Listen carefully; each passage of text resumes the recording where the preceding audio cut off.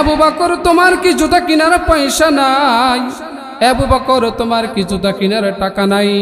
হযরত আবু বকর রাদিয়াল্লাহু তাআলা আনহু হযরত ওমরকে ডাক দিয়ে বলছেন, ভাই ওমর,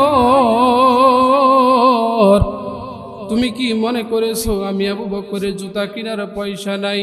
ওই সময় কিন্তু খড়ম জুতা ছিল। জোরে বলেন কি জুতা? খড়ম জুতা দিয়ে যদি কেউ রাস্তা দিয়ে যায় অনেক দূর পর্যন্ত শব্দ শোনা যায়। কথা বলেন ঠিক কিনা?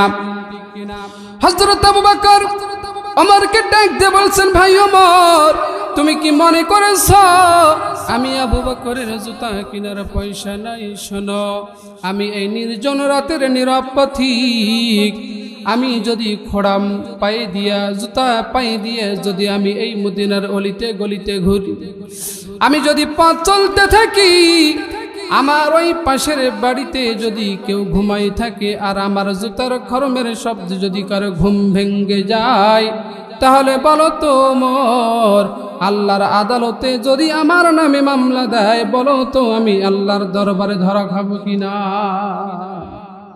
আহা, তারা কেমন ভয় করেছে আর আমাদের কেমন ভয়, কথা কোন ঠিক কিনা?